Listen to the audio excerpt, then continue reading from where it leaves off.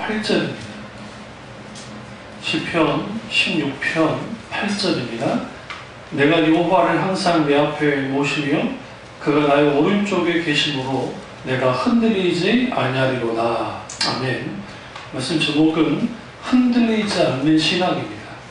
말씀 제목은 흔들리지 않는 신앙입니다. 여기 시편 그 표제를 보시면 그 다윗의 믹담이라고 써 있습니다. 여러분 성경에 그렇게 있죠. 제 위에 보면 다윗의 믹담이라고 되어 있습니다. 믹담이라는 뜻은 그 금을 뜻합니다. 그러니까 금 같은 시라는 뜻이에요. 그리고 지금 다윗의 시편 16편은 그 침묵의 시로 유명합니다. 여기서 침묵이라는 게 무슨 말하지 않는 거, 단순히 그런 걸 말하는 건 아니고 깊이 하나님께 묵상하는 시, 그 시가 시편 16편입니다. 우리가 사도행전 2장 25절, 이걸 딱 잡아 놓으시고요. 사도행전 2장 25절을 한번 가겠습니다. 이 시를 이제 사도행전에서 인용을 합니다. 그래서 굉장히 중요한데요. 사도행전 2장 25절입니다. 2장 25절 보시면 다윗이 그를 가르쳐 이르되 내가 항상 내 앞에 계신 줄을 배웠으며 나로 요동하지 않게 하기 위하여 그가 내 우편에 마다다 계시도다. 이거하고 이제 이 말씀을 좀 비교해 보시면 참 재미있는 표현인데요. 시편 16편 8절에서는 내가 여호와를 항상 내 앞에 모심이여 라고 되어 있잖아요.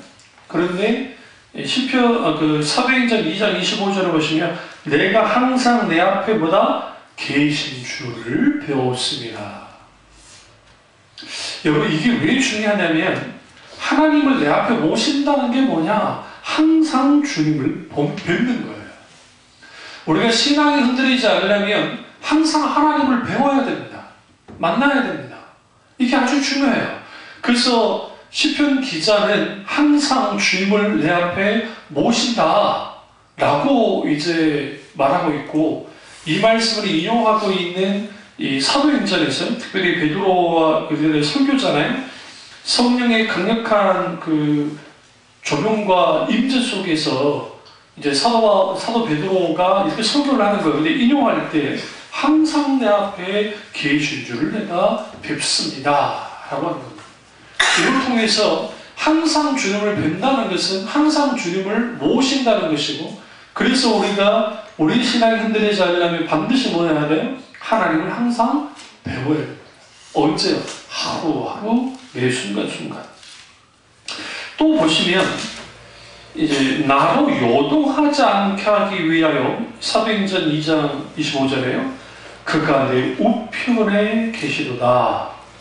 이 말씀과 이 시편 16편 8절에서 그가 나의 오른쪽에 계심으로 내가 흔들리지 마다 아니하시리로다. 이 두 말이 보면 성경을 이상하게 보는 건가? 그렇진 않고요. 우리가 한글을 이제 어떤 언어로 번역을 할 때에 딱 번역하면 한글 같은 경우는 그냥 그대로 번역하면 돼요. 그런데 히브리어나 헬라어는 그 단어나 그 시제나 여러 가지 상황 속에서 한 문장 안에 그러니까 문장 안에 두 개 혹은 세 개의 의미를 담을 수 있어요. 그 대표적인 언어 중에 하나가 우리가 잘 아는 중국어예요. 중국어. 그 한자. 그 한자를 해석하시다 보면 이제 영어 순조로 해석을 하긴 하는데 거기에 또 다른 의미를 조금 더 깊이 볼 수 있는 게 언어 중에 하나가 한자입니다. 한자. 그런데 히브리어는 그런 게 있거든요. 그러면 여기서 참 중요한 의미가 있는데 오른쪽이라는 의미가 중요한 거예요. 여러분 성경을 읽으시다가 오른쪽 하면 무조건 무슨 생각을 해야 되냐면 하나님의 권능, 하나님의 능력을 생각하시면 돼요.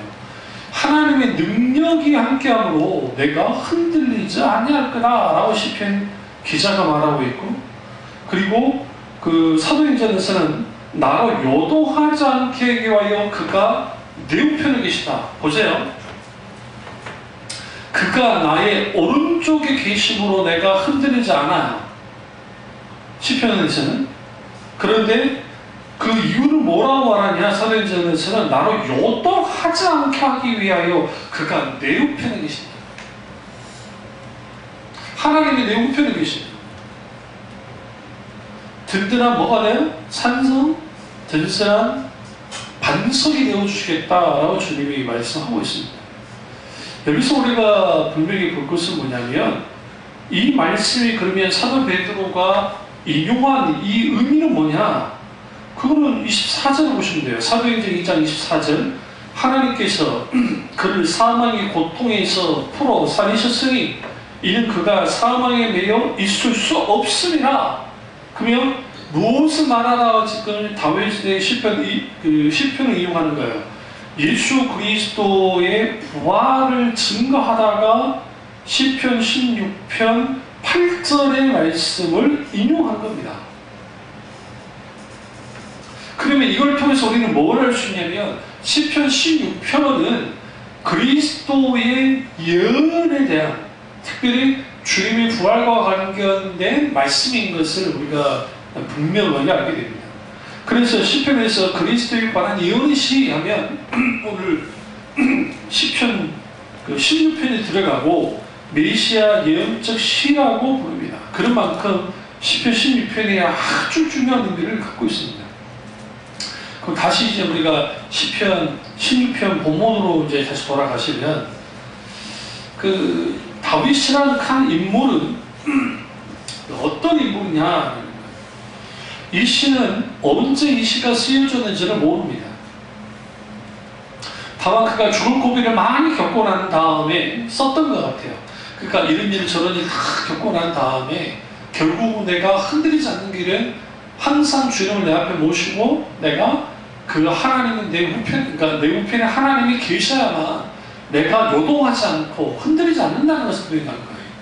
그러니까 우리 신앙이 어려움이 있고 고통이 있고 문제가 있을 때 여기서 가장 중요한 게 위에 계신 하나님을 찾는 거예요. 그러니까 2019년도는 반드시 하나님을 찾는 것이 이게 자연스러운 게 되어야 돼요. 특별한 일이 되면 안 돼요. 오늘날 많은 사람들이 하나님을 찾는다 할 때에는 자기들이 필요로 할 때 뭔가 문제를 해결하고 싶을 때는 하나님을 찾지만, 사실 항상 여기서 항상 하나가 중요하잖아요. 항상 내 앞에 모신다고. 항상 주님이 내게 뭐 하는 거예요? 내 앞에 계신 주님을 내가 보는 거. 그것이 내 신앙이 흔들리거나 흔들리지 않는 것을 결정지고, 주님이 내 우편에 계셔서 오른쪽에 계셔서 그 계신 주님으로 말미암아 내가 흔들리지 않게 될 때,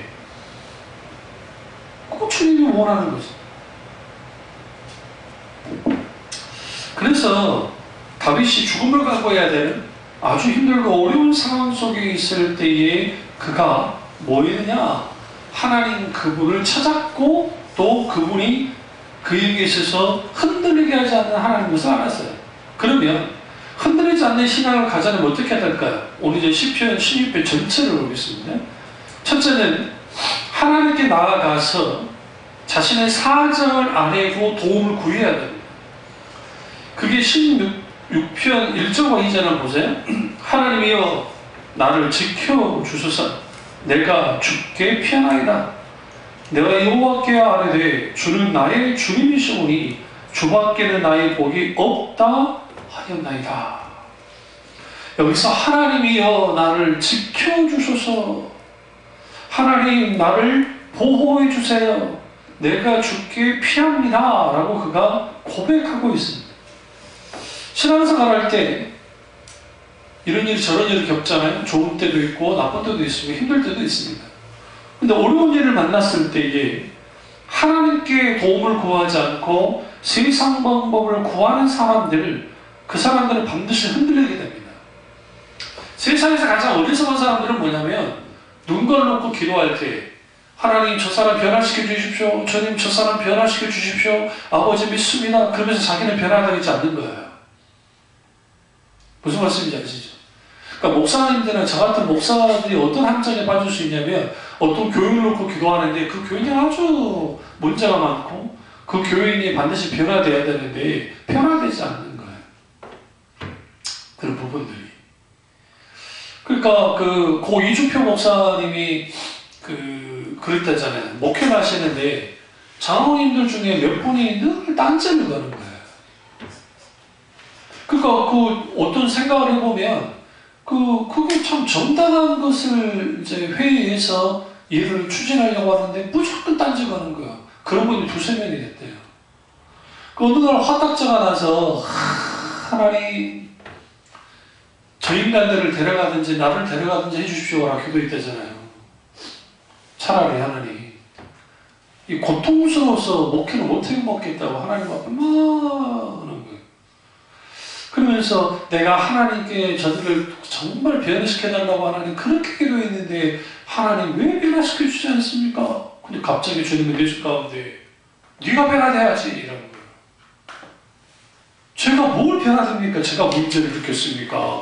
아니야. 네가 별세 해야 돼. 별세. 이 별세라는 말은 뭡니까? 죽는다는 뜻이잖아요. 우리말로 이제 별사하셨습니다 라고 하면 이게 좀 높임말로서 돌아가시는 듯 하는데 네가 죽어라는 거예요.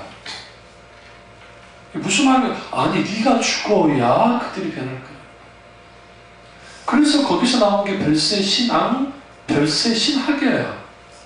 무슨 말 아시죠? 그러니까 이주표 목사님이 그 속썩였던 그 장로님들이 계시지 않았으면 별세 신앙은 세상에 나오진 않았어요. 정말로 그 다음부터 기도가 바뀌었다잖아요. 주님 나를 죽여주시고 문제 일으키는 장로님들을 주님 더 복주시고 은혜 베풀어 달라고. 그리고 세월의 시간이 좀 지나고 난 다음에 갑자기 그 장로님들이 조금씩 변하기 시작하는 거예요. 이상하더래요. 이상하게 변화들이 좋게요.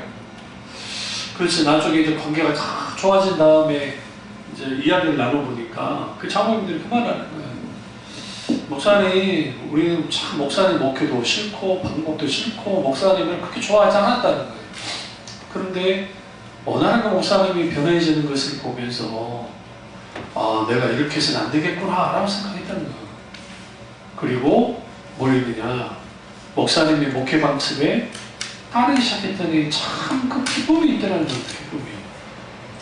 그래서 식사 자리에서 식사하면서 목사님 잘못했습니다 라고 하니까 같이 울면서 그렇게 했다는 그 목회 일화가 있는데, 그러니까 그 하나님 변화시켜 주시옵소서 한다고 해서 변화되지 않아요. 인간이 하나님이 가장 먼저 하는 것은 나를 먼저 변화시키는 거예요. 그러니까 그게 가능하려면 어떻게 해야 돼요? 하나님께 나아가야 돼요. 위에 계신 하나님께 도움을 구하는 겁니다. 그리고 주변에 있는 사람들을 돌아봐야 돼요. 인생의 위기의 순간에 우리에게는 친구와 적이 늘 동시에 존재합니다. 사실 정말 힘들고 어려울 때 함께 해주는 사람이 친구고, 정말 힘들고 어려울 때 함께 할 사람이 적이잖아요. 사실 어떤 분들은 적보다 못한 존재들이죠. 그러니까 그 상황이 벌어질 때에 이 사람 저 사람 무시할 게 아니라 하나님만을 의지하면서 주께 나아가야 되는데, 어느 날 많은 사람들이 사람을 의지하는 거예요. 그러니까 어리석게. 그러니까 내가 길 사람이 있으면 그 사람을 의지하면 그렇게 합니다. 그러다 보면 이후에 그 사람 때문에 또 상처받고 그 사람 때문에 또 넘어져서 아주 어떻게 심하게 흔드는 거예요. 심하게. 그럼 그 심하게 흔들릴 때 그냥 흔들리기만 하면 괜찮은데 아주 자빠져 넘어진단 말이에요. 성경 말대로. 그렇기 때문에 흔들리지 않는 신앙을 가져두면 하나님께 나아가서 사정을 아뢰고 도움을 구해야 돼요. 도움을 구할 때 단순히 하나님 무조건 도와주십시오 그게 아니에요. 오늘 그 뭐라고 말합니까? 여기 다윗이 하나님이여 나를 모아서서 지켜달라고 먼저 말하죠. 두 번째 뭐라고 그래요? 내가 주께 피합니다. 하나님께 지켜줄 것을 구하고 동시에 내게 요구된 게 뭐냐면 내가 주님께 피해야 돼요. 주님께로 들어가야 된단 말이에요. 주님의 날개 아래로 들어가야 돼요. 이절 보세요. 내가 여호와께 아뢰되 주는 나의 주임시오니 주밖에는 나의 복이 없다 하였나이다. 여기서 내가 주님께 이제 기도를 했는데 주는 나의 주님이십니다. 이게 무슨 표현일까요? 여기서 재밌는 단어가 반복하죠. 주는과 주님은 똑같은 단어야. 그러니까 주님이 나의 주인 되셔야 돼요. 나의 주님이셔야 돼요. 근데 여기서 재밌는 게 나의 주님이에요. 우리가 흔들리지 않으려면 하나님이 남의 주님이 아니라 나의 주인이셔야 돼요. 주는 나의 주님이십니다. 주밖에는 나에게 복이 없다 합니다. 그러니까 주님 자신이 내게 복이십니다 라고 고백을 합니다. 이게 얼마나 멋진 고백입니까? 그래서 우리가 주님께 아뢰고 사정을 아뢰고 도움을 구하는 것은 단순히 내가 주님의 도움만을 구해서가 아니라 내게 있어 진정으로 주님밖에 없으니까 내가 뭐 하는 거예요? 주님은 나의 복이십니다. 그러니까 내가 주님께 아뢰는 겁니다 라는 그 고백이 필요한 거죠. 두 번째는 자신의 내면을 들여다봐야 됩니다. 4절 보시면 다른 신에게 예물을 드리는 자는 괴로움을 더할 것이라. 나는 그들이 드리는 피의 전제를 드리지 아니하며 내 입술로 그 이름도 부르지 아니하리로다. 다윗의 주변의 사람들이 이방 신에게 도움을 구했다는 거예요. 그래서 여기서 우리는 분명하게 뭘 봐야 되냐면 우리가 어떤 문제를 만나고 어떤 상황이 되어질 때에 그 사람이 어떻게 반응하에 따라서 그 사람 자체가 드러나요. 어떤 사람인지. 그러니까 겉으로는 막 신앙생활에 잘하는 것 같고 막 그럴싸하게 했던 사람이 어떤 문제 가운데 있으면 아주 신앙의 자기의 바닥을 그대로 보여줘요. 그래서 신앙은 절대로 입으로 하는 게 아니에요. 막 입으로 막 자기가 신앙생활 잘하는 것처럼 하는데 실제로 그들의 행동과 그들의 삶과 그들의 어떤 신앙의 태도를 들여다봤을 때에 그게 아주 전혀 신앙과 상관없는 그런 삶의 모습을 보여줬을 때 뭐예요? 그들의 민낯이 드러나는 거예요. 그러면 이러한 것들이 남의 말입니까? 아니 우리가 그럴 수도 있어요. 그래서 우리는 늘 깨워서 그 신앙을 깨워서 우리 신앙을 점검해야 됩니다. 그러면 왜 사람들이 이렇게까지 모였을까요? 이방 신에게 도움을 구했을까요? 당연하죠. 하나님이 그들 생각한 만큼 즉각적으로 도와주지 않는 거예요. 그러니까 참 재미있는 게 다윗이 가장 먼저 위에 계신 하나님을 찾았어요. 그 다음에 주위를 들여다봤단 말이에요. 주위를 딱 들여다보니까 이 말도 안 되는 일들이 나오고 있는 거예요. 즉 하나님을 섬긴다고 하는 사람들이 이방신에게 피해제사를 드렸다잖아요. 기도하는 것뿐만 아니라 피해제사까지 드렸다. 나는 그렇게 하지 않겠다. 그러면서 그가 이제 뭐합니까? 자신의 내면을 들여다보는데 5절과 8절을 보시면 여호와는 여기 가장 중요한 게 여러분 나에 집중하셔야 돼요.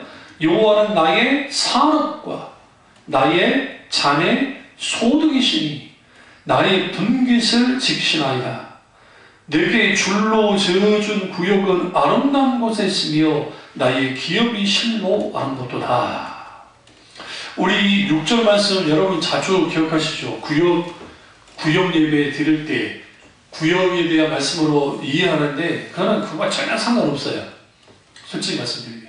그러니까 이 말씀을 인용을 해가지고 그냥 내게 줄로 지어준 구역이라고 뭐 아름다운 곳이 있고 나의 기업이 아름답다는 식으로 이제 구역의 성경적인 어떤 그 원류를 찾긴 하는데 여기서 말하는 구역이라는 게 우리가 생각하는 구역이 아니에요, 솔직히. 물론 그렇게 인용하고 그렇게 하는 것 자체에 대해서는 뭐 무조건 나쁘다 할 수도 없고 틀렸다 할 수도 없지만 여기서 본 것은 뭐냐면 이거예요. 나의 산업과 나의 잔의 소득이시니 나의 분깃을 지키나이다. 그러면 누가 그런다는 거예요? 여호와가. 물질이 아니고요. 명예가 아니고요. 성공이 아니고 여호와 그분이 나의 산업이시다. 나의 잔의 소득이시잖아요. 나의 분깃을 내가 뭐다? 지키나이다. 여호와 그분이 그렇게 지켜주시나요? 나의 산업과 나의 잔의 그분이 소득이신데 나의 분깃을 지키실 분 또한 누구다? 여호와시다. 다윗이 위기의 순간에 하나님을 만납니다. 그가 인생이 잘 될 때나 인생이 잘 되지 않을 때나 그분은 하나님을 깊이 신뢰하는 믿음을 가졌습니다. 그에게 있어서 유일한 산업과 소득은 누구냐? 여호와셨고, 그리고 그분이 분깃이란 말은 무슨 말이냐면 내게 주어지는 합당한 어떤 분량 혹은 유업이에요. 그걸 주님이 내게 지켜주시는 주님. 그러면서 내게 줄로주는 구역, 하나님이 내게 줄로 주어지는 것들이 있다는 거죠. 그래서 아름다운 곳에 있다. 그러면 여기서 줄로 주어진 구역은 뭘까요? 뭐와 관계가 있을까요, 사실?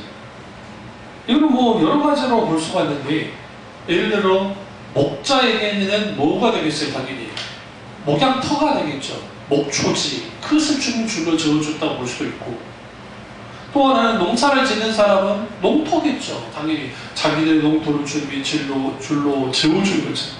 다시 말하면 우리 인생에 이런 주님이 우리에게 주시는 줄로 지어주듯이 내게 맡기시는 그런 구역이 있다는 거예요. 그런 곳이 있다는 거죠. 근데 그런 것을 아름다운 곳에 있다라고 그가 고려합니다.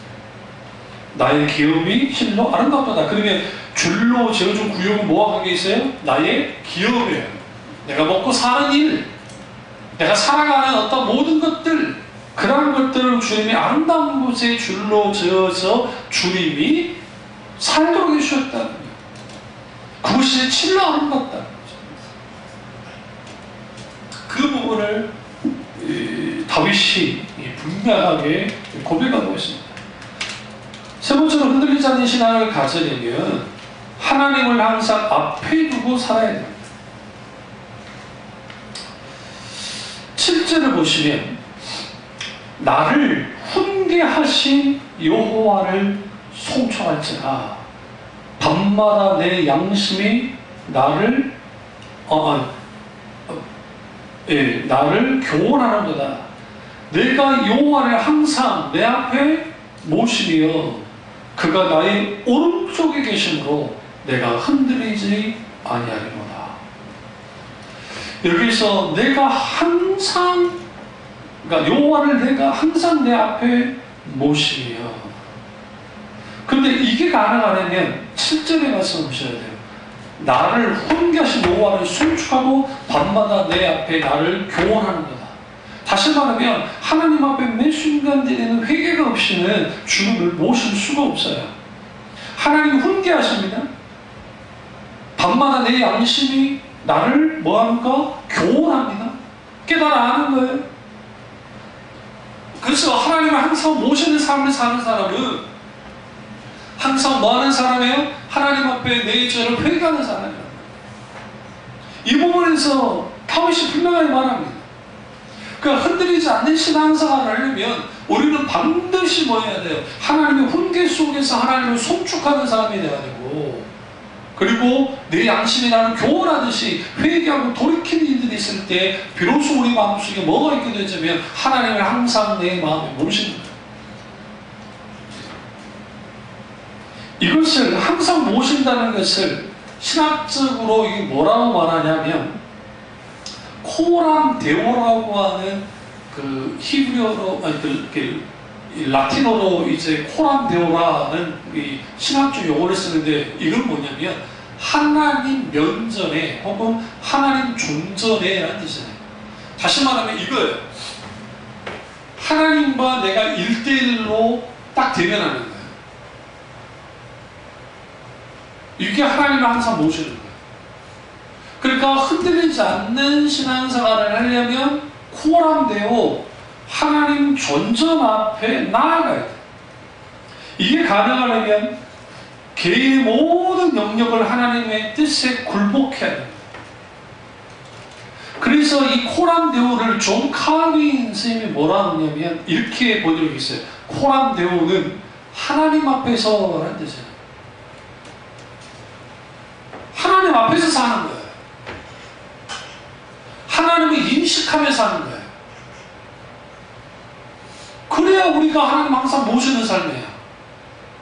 이게 코람데오예요. 그러니까 흔들리지 않는 신앙생활은 하나님 앞에서 하나님을 인식하면서 하나님을 모시면서 하는 거, 그를 통해서 우리가 흔들리지 않습니다. 근데 많은 사람들이 그런 삶을 살지 않기 때문에 흔들립니다. 우리가 착각하는 게 내가 기도 생활을 많이 안 해서 흔들리고 성경을 많이 보지 않아서 흔들리고 내가 좀 더 교회에 헌신 봉사하지 않아서 흔들리는 게 아니에요. 아니 물론 그건 굉장히 중요하죠. 코람데오의 삶이 무너져서 그래요. 그러니까 흔들리는 거예요. 이렇게 흔들리고 저렇게 흔들리고 막 흔들려 버려요. 그 흔들리다 보니까 무슨 일이 벌어진 거예요. 그러니까 다른 것을 붙잡는 거예요. 내가 흔들리지 않아야 되니까. 그러니까 사람을 붙잡고 물질 붙잡고 자기 건강 붙잡고 뭐 붙잡는 거예요. 이 세상에서 가장 불쌍한 사람이 누군지 아세요? 주일날마다 자기 건강 지키겠다고 산행하는 사람들이에요. 그러지 않아요? 주일게 가는 게 아니라 주일게 나오는 게 아니라 그냥 산에 가는 사람들이에요. 그걸로 건강 지키려고. 육신은 건강을 지킬 수 있을지 모르지만 영적으로는 뭐예요? 지옥을 향해서 계속 달려가는 사람들입니다. 아주 불쌍한 사람들입니다. 그래서 우리는 뭐 해야 되냐면 하나님을 모시는 삶을 살아야 되는데 그게 가능하려면 크게 두 가지가 필요해요. 하나는 코람데오의 삶을 살려면 하나님 앞에서 사는 삶을 살려면 하나는 하나님을 경외해야 됩니다. 교회는 뭐라 했죠? 하나님을 두려워하면서 살아가는 거예요. 그 두려움은 어떤 두려움이에요? 하나님의 하나님 되신 때문에 자연스럽게 우리가 두려워하는 거예요. 이 두려움은 나쁜 두려움이 아니에요. 창조주 앞에서 모든 피조물이 갖게 되는 두려움이에요. 그걸 경외심이라고 해요. 그 속에서 살아가게 되는 거죠. 그 두려움이 있어야 되고 또 하나는 다른 하나는 하나님과 동행해야 됩니다. 동행해야 됩니다. 그러니까 하나님과 동행하는 것이 우리 가운데 분명히 필요해요. 그럼 어떻게 동행하는 겁니까? 이거죠. 하나님과 동행하면서 늘 하나님께 여쭙는 거예요. 묻는 거예요. 그리고 어떤 상황과 상처받는 일들이 있으면 어떤 상황이 있으면 아뢰는 거예요. 그리고 주님께 상담도 하고 또 주님의 지도를 받는 것, 그것이 동행하는 삶이에요.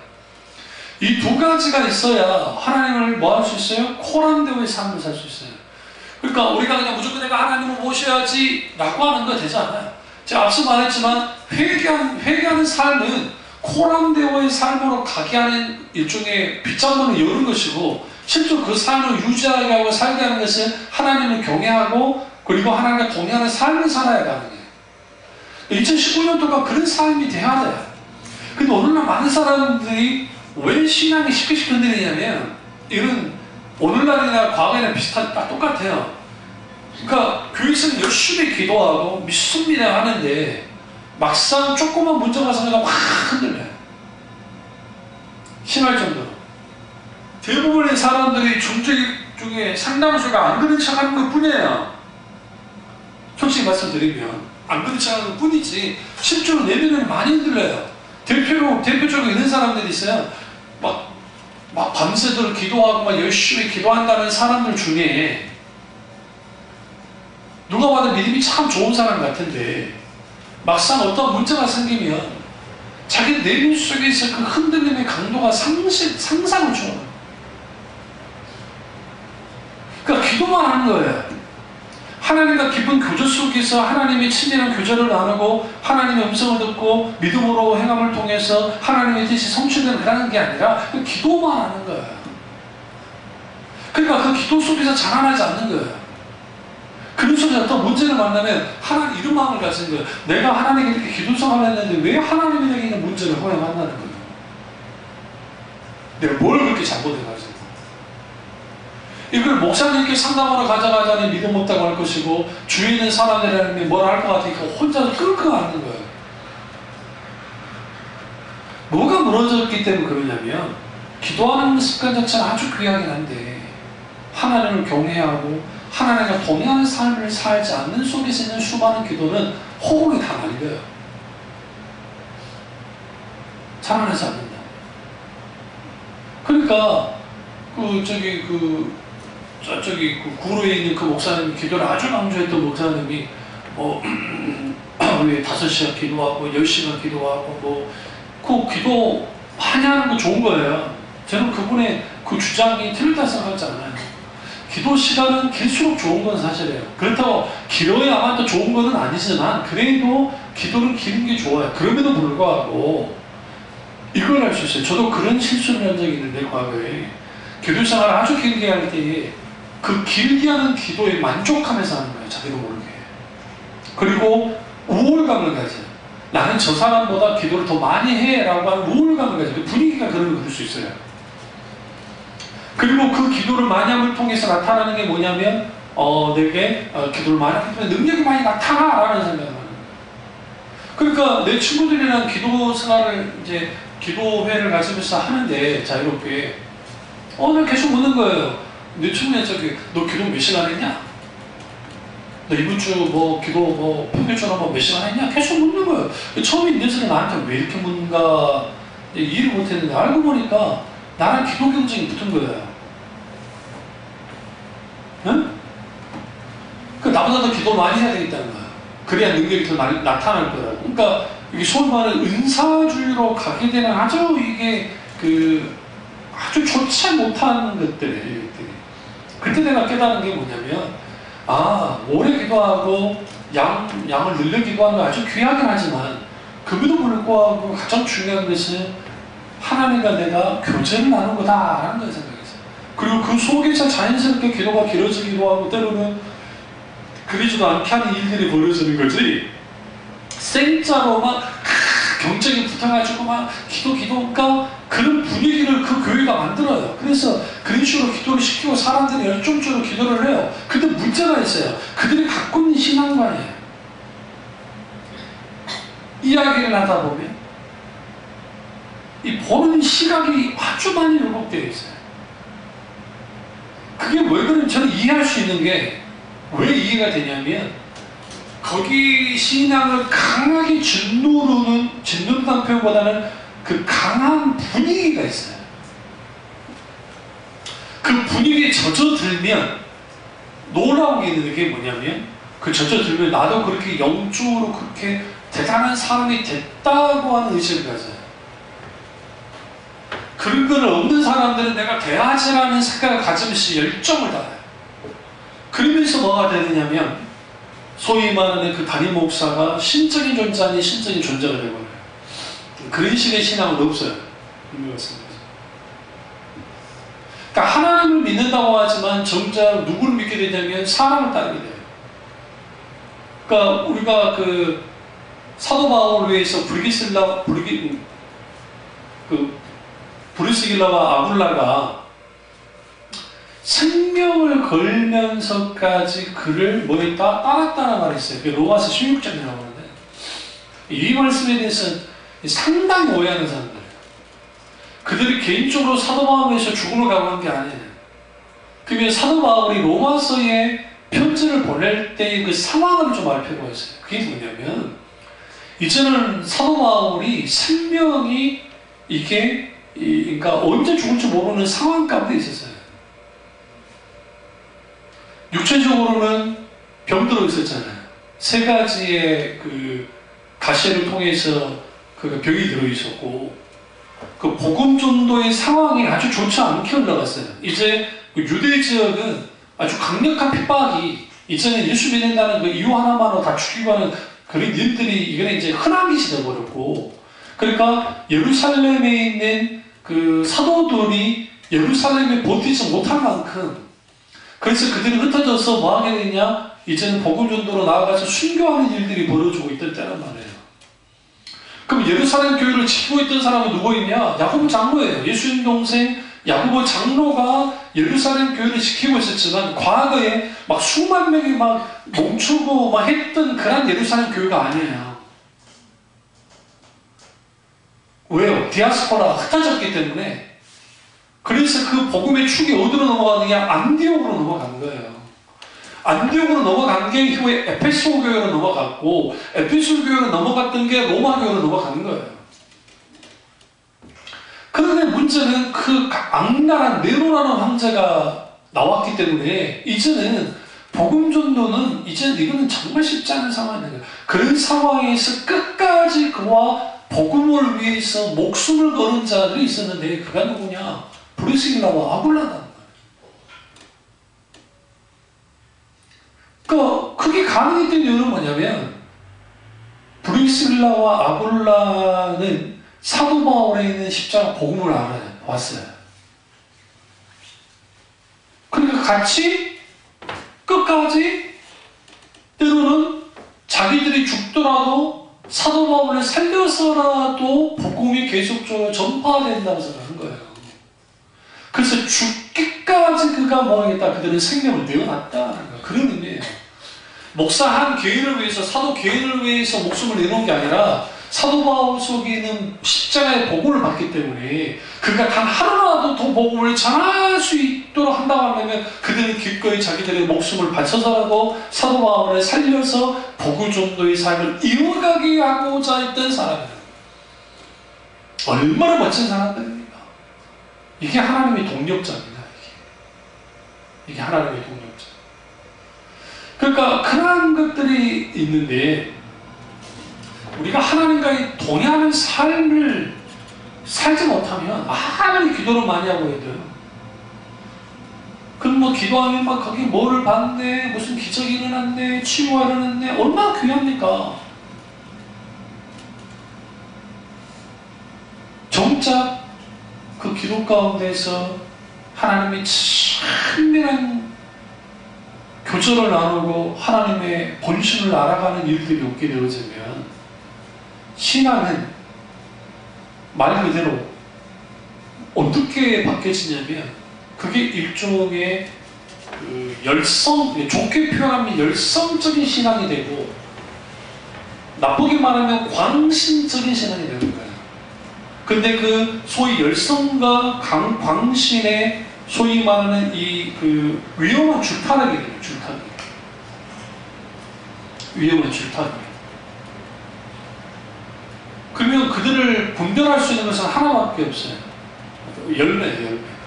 그리고 그들이 가지고 있는 신앙관이에요. 그쪽 계통에 있는 사람들은 기도하지 않고 기도의 열심으로 해서 기도로 밀어붙여서 뭔가 이루어내지 않는다고 한다면 그건 잘못된 것이다 라는 식으로 나와요. 제가 그 합심 측에서 과거에 이단 시비가 붙었을 때 글을 한번 쭉 읽어봤어요. 합심 측에서 내놓은 신학 이제 그 보고예요.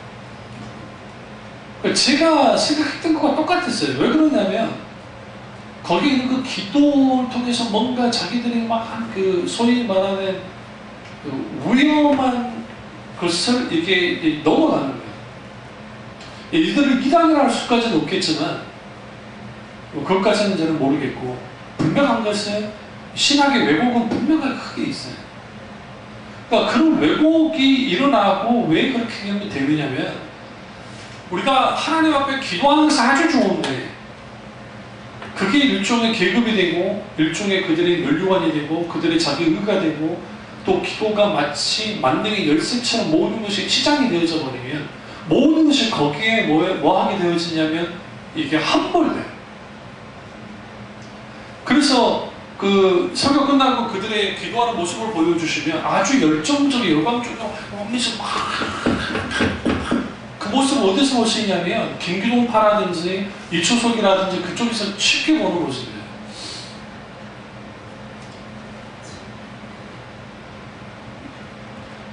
그걸 이제 좋게 표현하면 좋은 건 아니지만 열광주의라고 그러고 나쁘게 말하면 이제 좀 더 부정적으로 말하면 광신주의라고 그래요. 광신주의.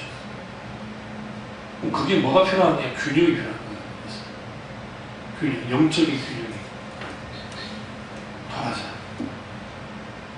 그러니까 우리 신앙이 흔들린다 할 때는 문제 만나서 흔들리는 것도 있지만 신앙의 균형이 흔들릴 때 있어요. 너무 지나치게 말씀하는 사람들이 있어요. 실제로.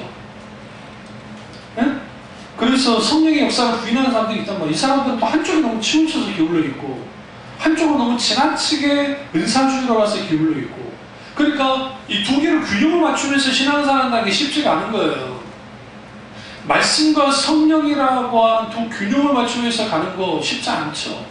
김성근 목사님이 두 날개 운동을 할 때에 그 말씀과 기도의 두 날개를 가지고 하자라고 하는 거. 그러니까 거기서 사람들이 오해하는 게 거기 나타나는 성령의 역사에 대해서 물론 거기도 좀 위험성이 있긴 합니다만 그럼에도 불구하고 동시에 강조하는 게 말씀이에요. 근데 그것을 가지고 가기가 쉽지 않다는 거야. 그게. 그러니까 사람들이 그 한쪽 편한 길을 찾는 거예요. 그래서 한쪽으로 딱 치우쳐버리면 오히려 사람들은 그쪽에 쉽게 가요. 왜? 매니아들이 있으니까. 마니아들. 두 개를 아우르면서 가기가 쉽지 않아요. 그러나 우리가 성경을 보시면 아시지만 예수님의 삶을 말씀과 성령이 조화가 있는 삶이셨어요. 신앙생활이. 안디옥교도 마찬가지예요. 참비중학교도 그렇게 되어져요. 우리도 마찬가지예요. 그러니까 그게 되어지려면 반드시 뭐 해야 되냐, 하나님과 동행하는 삶이 필수입니다. 네 번째로 우리 신앙이 흔들리지 않으려면 하나님이 우리의 우편에 계셔야 돼요. 근데 이제 이 우편에 계심으로라는 것이 그 문자적으로는 나의 오른손에라고 번역할 수 있어요. 이게 뭐냐면 하나님이 언제든지 도우실 수 있는 가까운 데 계셔야 된다는 거예요. 하나님이 나로부터 너무 멀리 계시면 안 돼요. 이 세상에서 가장 어리석은 사람들이 뭐냐면 하나님이 나와의 거리가 멀어지는 불구하고 그걸 눈치채지 못하는 거야. 그냥 교회 나가면 되지. 그냥 교회 나가면 되지. 주일날 교회 나가면 되지. 그걸로 신앙생활 다 한 거라고 착각하는 거예요. 진정으로 단 한 번도 주님 앞에 전환한 적이 없는 사람들은 오늘날 얼마나 이게 재밌냐면 내가 주일 성수 해준 것만 해도 이건 대단한 신앙이라고 하는 거예요. 그게 오늘날의 신앙의 일종의 이게 표준이에요, 표준이. 그럼 과거 한 20, 30년만 딱 옮겨버리면 주일날 나와서 그 예배 드리면서 이건 아주 기본 중의 기본인 거예요. 네? 제가 말씀드렸잖아요. 제가 어렸을 때 수요 예배, 옛날에 3일 예배라는 표현을 썼는데 그 3일 예배에 그 교회, 주일 출석 교인의 반 정도는 나왔어요. 주일. 그리고 철안에 이제 거기에 한 3분의 1 정도가 나오는 거예요. 출석 교인이. 제적이 아니에요. 출석교회. 주일날 출석하는 교인의 3분의 1 정도가 차를 나오고, 그리고 특별히 새벽 기도를 하면 뭐 상당수가 나오긴 하지만, 그러면서 신앙생활을 했단 말이에요. 그때에도 목사님들이 뭐라고 말씀하셨냐면, 모이기를 힘써야 된다고 했단 말이에요. 더 기도해야 된다고. 그럼 오늘날은 이제 주일 예배 나갔는데, 그럼 거기서 하나님과 친밀한 만남을 가졌나요? 친밀한 교제를 나눴나요? 하나님의 임재를 경험했나요? 거기에 아버지의 마음이 부어져서 내가 온 마음을 다해서 온 뜻을 다해 하나님께 온전히 찬양하고 영광을 드렸나요? 그런 거 생각지도 않아요. 가서 예배 드리면 되는 거예요. 아니요. 예배 드려주면 된 거예요. 그걸로 신앙생활 다 했다고 생각해요. 이게 아주 어리석은 일들이 오늘날에 벌어지고 있습니다. 그러다 보니까 자꾸만 어떻게 되어져요? 하나님과 나 사이의 거리가 멀어지는 거예요. 보세요. 하나님의 도우심과 보호는 하나님과의 관계가 어떠냐에 따라서 달라져요.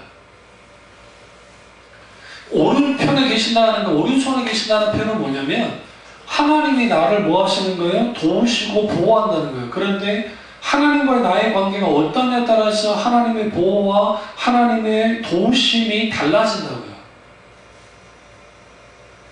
그래서 주님을 가까이 하는 게 복이라고 성경에 말하잖아요. 야고보 장로도 그렇고. 왜 그러냐면 시편도 마찬가지예요. 성경에 아무리 하나님이 보호하시고 도우신다 할지라도 하나님과 상관없는 삶, 하나님과 멀리 떨어진 삶을 살면 하나님의 보호하심과 도우심을 경험하는 것이 거의 없어요. 그게 당연한 거예요. 그래서 급하게 나와서 하나님 앞에 기도한다고 하나님이 즉각적으로 도와주지 않아요. 그러니까 우리가 하나님의 그 빠른 도움을 원하는 삶을 살려면 하나님과의 관계를 회복하는 게 필수예요. 물론 우리가 하나님과 관계가 좋아도 때로는 하나님 우리를 훈련시키기 위해서, 때로는 하나님의 타이밍과 하나님의 때를 맞추기 위해서 우리를 기다리게 하기는 해요. 그런가 불구하고 우리는 흔들리지는 않아요. 뭘 알기 때문에? 하나님의 본심을 알기 때문에.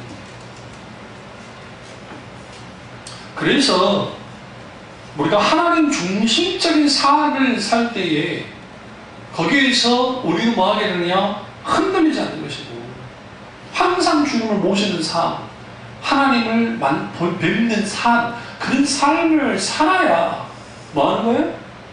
거기서 흔들리지 않는 거죠. 다시로 부활의 신앙을 가져야 됩니다. 부활의 신앙. 이게 아주 중요한 이유가 뭐냐면, 오늘 아까 인용했다 했잖아요. 그 말씀을 인용을 했는데, 이 부활의 소망이 뚜렷하게 드러나는 구절이 시편 76편 9절과 10절입니다. 자, 읽겠습니다. 이러므로 나의 마음이 기쁘고 나의 영혼도 즐거워하며 내 육체도 안전하리니 이는 주께서 내 영혼을 수월에 버리지 아니하시며 주의 거룩한 자를 멸망시키지 않으실 것임이니라 라고 말하고 있습니다. 여기서 이 베드로가 이 사도행전 2장 26절과 27절에서 이제 이렇게 인용을 합니다. 시편 16편 9절과 10절이요. 그러므로 내 마음이 기뻐하였고 내 혀도 즐거워하였으며 육체도 희망에 가하리니 이는 내 영혼을 음부에 버리지 아니하시며 주의 거룩한 자와 썩음을 당하지 않게 하실 것이니로다.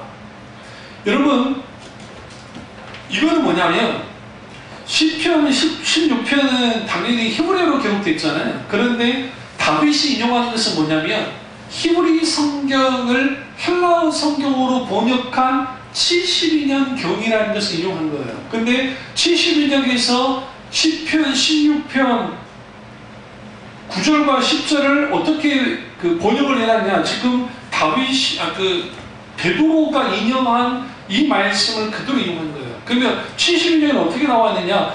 내 육체도 안전하리니 라고 하는 그 부분을 육체도 희망에 가하리니 라고 번역을 해놨습니다. 안전이라는 단어가 희망이라는 단어로 바뀌었어요. 그리고 이 안전으로 번역된 히브리어 단어는 베타흐라고 하는 단어인데 그 단어가 72년 헬라어로는 엘피스, 소망이라고 하는 단어로 이제 바뀌어 있다는 거예요. 그리고 16편 10절에 거룩한 자를 멸망시키지 않을 것이다 라고 하는 표현을 히브리 원문 그대로 번역하면 구덩이를 보지 않게 하실 것이다 라는 의미를 갖고 있어요. 근데 여기서 구덩이는 뭐냐? 무덤을 뜻해요. 여기서 멸망이라는 의미까지 확장을 시킵니다. 해석을 합니다. 그래서 70년에서 썩음을 당하지 않게 하실 것이다. 그러면 썩음을 당하지 않게 하실 거라는 뭐와 관계가 있어요? 부활이요, 부활. 시편 16편에서 예수 그리스도의 부활을 이미 말하고 있어요. 다윗을 통해서. 그러니까 부활 신앙이 우리 가운데 있어야 흔들리지 않아요. 뭐 앞에 흔들리지 않아요? 죽음 앞에 흔들리지 않아요. 그러니까 오늘 어느 때인가 우리는 부활절만 부활을 말하지 실제로 그 부활에 대해서 말하지 않는다. 부활 신앙을 말하지 않는다. 부활은 우리 영혼뿐만 아니라 썩어질 육체를 가지고 다시 소생하는 게 부활입니다. 다윗은 이것을 자기가 고백하면서 예수 그리스도 그분이 이제는 뭐 할 거다? 부활하실 거다라는 것을 분명히 말하고 있어요. 오늘 우리가 부활의 신앙을 갖지 못하면 인생의 가장 어두운 때를 만날 때 두려움에 떨 수밖에 없어요. 흔들릴 수밖에 없어요. 여러분 아무리 돈을 많이 갖고 있고 아무리 잘난 사람이라 할지라도 죽음 앞에서는 장사가 없어요. 그럼 뭐예요 여러분? 모든 인생은 흔들리는 인생을 사는 거예요. 아무리 막 힘이 좋은 능력이 좋은 사람들이라 했잖아요. 대단한 정말 그런 사람이었잖아요. 이왕표 씨 돌아가셨지만 그 이왕표 씨 그 등치 얼마나 좋았습니까? 생각해보세요. 그 거인 같았잖아요. 그 힘도 대단했잖아요. 그러나 암이 걸려서 정말 상상할 수 없을 만큼 몸무게가 줄어버리고 의식이 들고 그리고 건강을 겨우겨우 유지했지만 결국은 돌아가셨잖아요.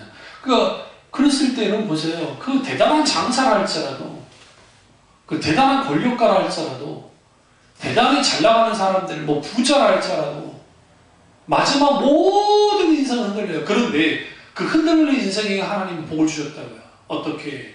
부활신앙을 통해서 하나님이 함께 하심을 통해서 이 신자는 죽음 앞에서라도 흔들리지 않게 만드시는 거예요. 그래서 주님이 우리에게 원하는 게 뭐냐면 흔들리지 않는 신앙을 갖는 겁니다. 이 은혜가 저와 여러분 있기를 주님을 축원합니다. 기도하겠습니다. 기도하실 때 오늘 이 말씀이